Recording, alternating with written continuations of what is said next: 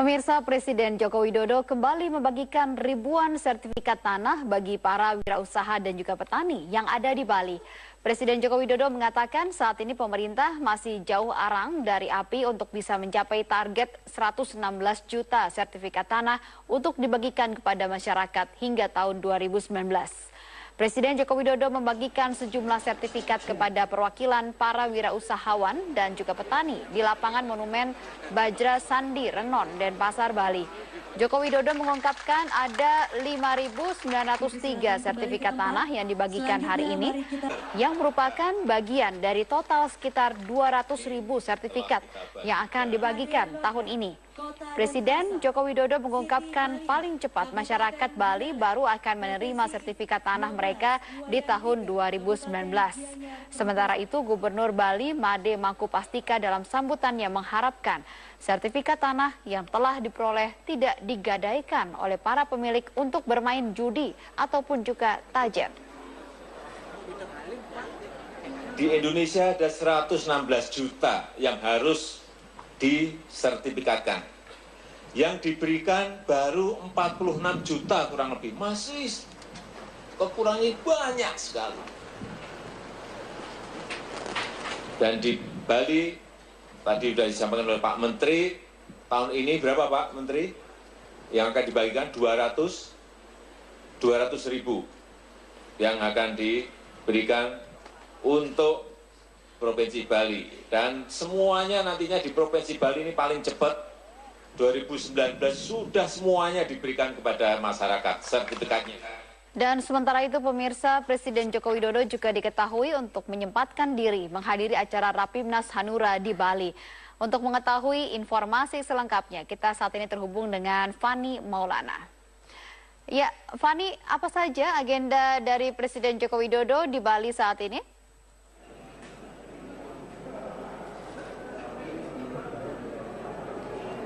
Ya, Fani.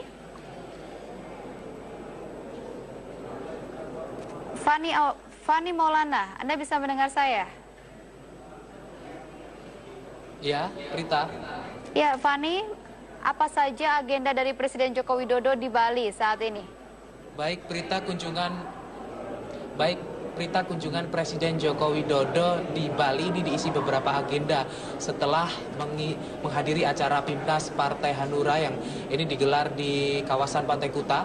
Presiden Joko Widodo berkunjung di Renon Denpasar untuk menghadiri acara pembagian sertifikat untuk ribuan warga. Ini ada sekitar 5.903 sertifikat tanah yang dibagikan oleh Presiden yang diwakili oleh 10 orang, yakni sertifikat ini nantinya dibagikan untuk 9 kabupaten, kota, dan juga kabupaten seperti di Kabupaten Badung, Bangli, Buleleng, Gianyar, Jembrana, Karangasem, Klungkung, Tabanan, dan juga Kota Denpasar. Presiden mengatakan bahwa target 200.000 sertifikat akan diberikan untuk warga Bali hingga tahun 2019 mendatang dengan harapan nantinya tidak ada lagi sengketa lahan karena sudah tidak ada lagi hak kepemilikan tanah. Setelah berkunjung di Renon, Presiden Joko Widodo melanjutkan ibadah sholat Jumat di Masjid Al-Ihsan Gram Bali Bis Sanur, dan selanjutnya Presiden makan siang Presiden melanjutkan makan siang di kawasan Luwih, dan acara selanjutnya ini Presiden Joko Widodo mengunjungi Kabupaten Klungkung untuk mengunjungi Museum Kontemporer di Kabupaten Klungkung. Kembali kepada Rapimnas Hanura, di sela acara Rapimnas, Ketua Umum Partai Hanura Usman Sabtaodang menyatakan bahwa partainya akan tetap mendukung Jokowi dalam pemilihan Presiden 2019 mendatang. Oso pun menegaskan tidak akan menjegal teman koalisi. Dan berikut kutipan pidato Ketua Umum Partai Hanura pada saat acara berlangsung. Dalam momentum Pilpres yang lalu, kita adalah partai pengusung Jokowi JK. Maka wajib bagi Partai Hanura untuk terus mengawal program-program pembangunan. Sebagai partai yang tergabung dalam koalisi di pemerintahan, Partai Hanura tidak akan pernah melakukan perbuatan-perbuatan yang bersifat menjegal teman seiring apalagi menggunting dalam selimut.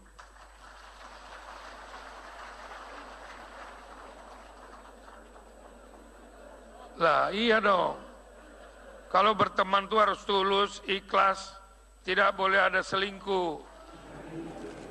Selanjutnya dalam Rapimnas yang tadi pagi digelar, lagi-lagi Presiden sempat ditanyai soal reshuffle kabinet yang ini terkait dengan sindiran terhadap beberapa menteri terkait kinerjanya. Namun dalam sambutannya tersebut Presiden Joko Widodo tidak menyebut reshuffle, dan berikut ini juga kutipan dari pidato Presiden Joko Widodo pada saat acara berlangsung.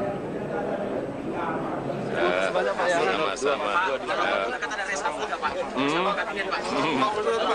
Belum bicara di sini. Ya, sini saya fotoin, Pak. Berdasarkan jadwal dari pihak istana, setelah kunjungan Presiden Jokowi ke Kabupaten Klungkung, dijadwalkan Presiden Jokowi akan kembali ke Bandara Igusti Ngurah Rai dan nantinya akan kembali ke Jakarta menggunakan pesawat kepresidenan. Demikian Prita. Baik, terima kasih. Fani Maulana melaporkan. Pemirsa, masih 2 tahun jelang pemilu presiden 2019, namun dinamika politik sudah bergeliat.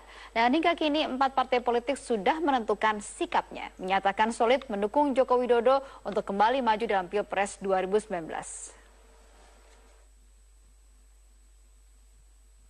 4 partai politik dalam deklarasi Mukernas ataupun Rakornas mengaku solid mendukung Joko Widodo kembali bertarung dalam Pilpres 2019 mendatang. Satu keputusan Musyawarah Kerja Nasional kedua Partai Persatuan Pembangunan sebagai tahap yang pertama adalah dukungan resmi Partai Persatuan Pembangunan untuk mencalonkan kembali Pak Joko Widodo sebagai calon Presiden Republik Indonesia pada tahun 2019 yang akan datang. DPP Partai Golkar setelah kita memperhatikan segala sesuatunya bahwa posisi politik yang memberikan dukungan kepada pemerintah tidak akan berubah. Sementara merunut pada Pilpres 2014, 3 partai politik mendukung pencapresan Prabowo Subianto. Sedangkan 3 partai politik lain termasuk PDI Perjuangan belum menentukan sikap jelang Pilpres 2019. Jelang Pilkada 2018 dan Pilpres 2019, partai politik mulai merapat membentuk dukungan. Dukungan berawal dari sejumlah keputusan undang-undang di DPR hingga jelang Pilkada nanti. Tim Liputan, Metro TV. Partai Perindo telah menyatakan dukungannya kepada Presiden Joko Widodo untuk kembali maju dalam pemilihan presiden di 2019. Meski berbalik arah menjadi partai pendukung pemerintah, Jaksa Agung HM Prasetyo menegaskan tidak akan mempengaruhi proses hukum dari Ketua Umum Perindo, Haritanu Sudibyo, di Kejaksaan Agung. Ditemui di Kompleks Kejaksaan Agung Jakarta Selatan, Jaksa Agung HM Prasetyo menegaskan proses hukum terhadap Haritanu Sudibyo dalam kasus dugaan korupsi restitusi pajak di PT Mobile Aid terus dilakukan. Meskipun Partai Perindo telah menyatakan dukungan terhadap Presiden Joko Widodo di Pilpres 2019, Jaksa Agung meminta supaya urusan politik tidak dikaitkan dengan proses hukum. Penyelidikan terhadap kasus dugaan korupsi restitusi pajak yang menjerat Haritanu masih dalam tahap penyelidikan. Ketua Partai Perindo tersebut menjalani pemeriksaan terakhir pada 6 Juli 2017 lalu di Kejaksaan Agung.